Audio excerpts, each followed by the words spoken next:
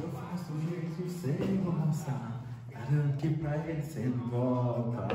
Meus queridos, beleza? Começando com a musiquinha para dar uma descontraída, que hoje a gente tem um conteúdo muito bacana, beleza? Deixa eu pausar o som. Som pausados, meus caros. O que a gente vai aprender na aula de hoje? Dando continuidade à visão desses temas e processos, hoje a gente vai ver a produção do adubo, um produto que é tão essencial no sistema de produção, na produção de alimentos e de toda a cadeia produtiva, certo? Cara, ele é muito essencial, ele é muito importante. Tudo que a gente tem e consegue se alimentar e compra no mercado é oriundo das plantações e da realização da adubação que é feito nesses meios de cultivo. O que a gente compra no supermercado é o fruto do cuidado com as culturas e as aplicações dos adubos. Galera, o que acontece? Para a gente aplicar um adubo, para a gente utilizá-lo, ele passa por sistemas de processos e tratamento, para que a gente tenha uma dosagem correta para fazer a aplicação, para que a planta ela possa absorver os nutrientes e assim se desenvolver. Primeiramente, o que é o adubo? O adubo ele é um conjunto de nutrientes, certo? Produzido com o objetivo de nutrir uma planta, para que ela possa crescer e se desenvolver. Porque assim, galera, a planta ela é formada por um conjunto de células. E para que uma célula consiga funcionar perfeitamente, com suas reações bioquímicas e todos os seus processos, é necessário ter elementos como o carbono, o hidrogênio, o nitrogênio, o fósforo, o enxofre e muitos outros. No total, são cerca de 16 átomos que estão na tabela periódica, que são essenciais para um bom funcionamento de uma célula, de uma planta, por exemplo.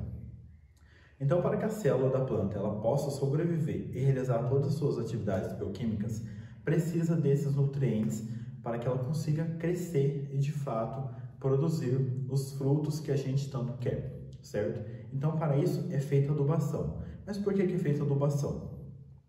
Porque quando você tem o plantio e as rotações de culturas, aquelas plantas, elas sugam os nutrientes do solo e com o passar do tempo, aquele solo vai ficando pobre, vai ficando escasso em nutrientes.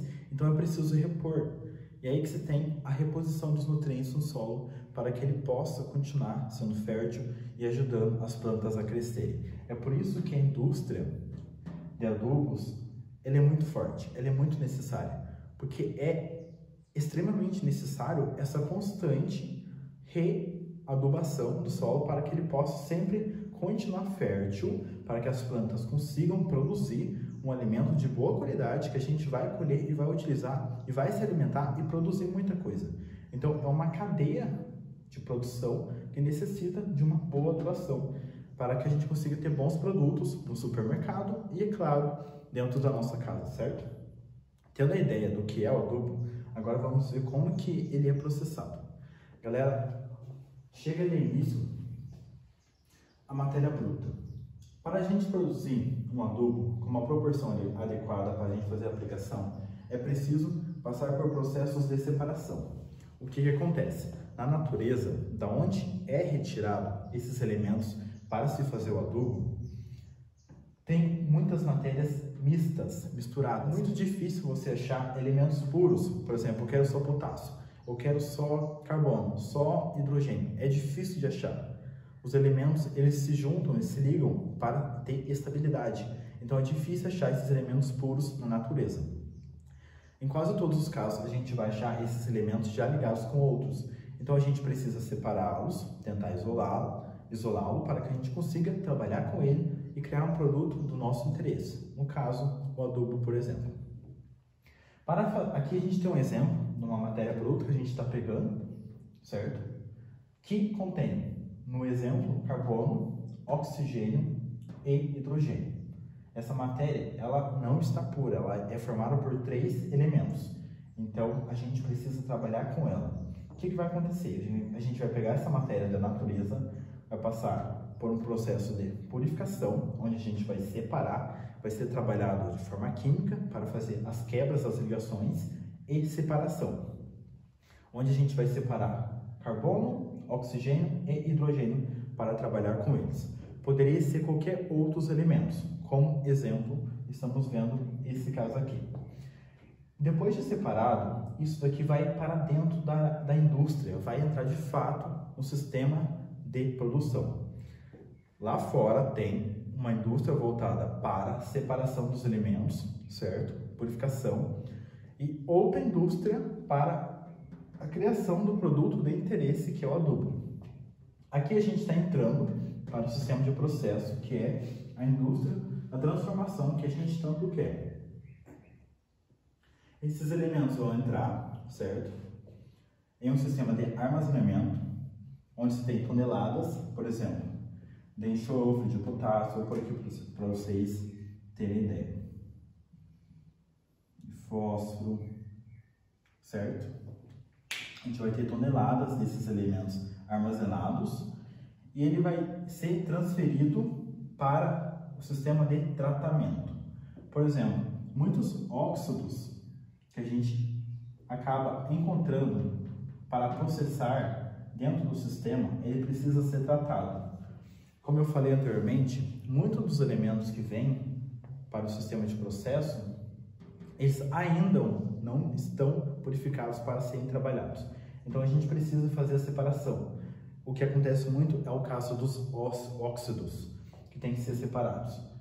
Então tem-se o tratamento como muito se é utilizado, tratamentos acidificantes, com agentes ácidos. Aqui a gente tem um meio de tratamento químico. Depois do sistema de armazenamento, a gente vai tratar e separar. Como, por exemplo, muitas moléculas, muitas substâncias que contêm fósforo, ela tem uma dificuldade para se dissolver na água. É difícil de se dissolver na água. Então a gente precisa fazer um tratamento. Como, por exemplo, adição de ácido nítrico. Quando a gente adiciona ácido nítrico, tem uma separação dessas moléculas e uma purificação do jeito que a gente quer para que a gente possa trabalhar com ela. Então aqui tem um reator de misturas, onde a gente vai misturar as proporções de interesse. Depois de separado aqui as moléculas de interesse, como por exemplo, no caso do fósforo, com adição de ácido nítrico,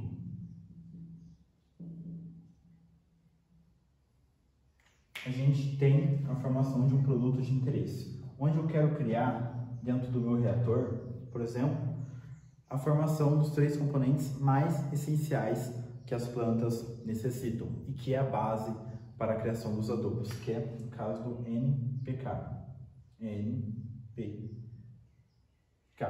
que é a base para a formação de muitas plantas. Aqui fizemos a separação de moléculas que contêm o potássio, com adição de ácido nítrico, por exemplo, para a purificação e assim, melhor dissolução no meio aquoso, onde se tem água, que é o caso do nosso reator. Entrando para dentro do reator, as moléculas de interesse, e principalmente com a proporção que a gente mais quer, que são as moléculas base, que mais são essenciais para a formação das plantas, é o caso do NPK, que a gente muito ouve falar, né? Que são os nutrientes muito exigidos. Com esses nutrientes, a gente vai fazer a adição dentro do reator, como por exemplo moléculas quebradas depois do tratamento com ácido nítrico, onde se tinha o fósforo e não se conseguia dissolver com facilidade. Colocamos o ácido nítrico, quebrou aquelas moléculas com fósforo, dissolveu com mais facilidade e agora estamos acrescentando junto à proporção de NPK, tudo dentro desse reator. Esse reator vai misturar tudo, vai ter uma homogeneidade dessas moléculas juntas, dessas substâncias de interesse que a gente quer. Depois dessa mistura, ela é processada e passada para um sistema de granulação. Depois de feito o tratamento, onde se tinha a utilização de água, tem-se o processo de separação, onde separa o meio aquoso, o meio sólido, através de uma mudança física, por exemplo, evaporação, separa tudo, tira a água e deixa só os sólidos. Aqui a gente vai fazer a granulação desses sólidos que foram separados. Galera, quer ver um exemplo da proporção, que é muito bacana, por exemplo? Acontece muito de ter 55% de nitrogênio, 15% de potássio e 30% de potássio. É um exemplo de proporção dentro do reator junto mais outros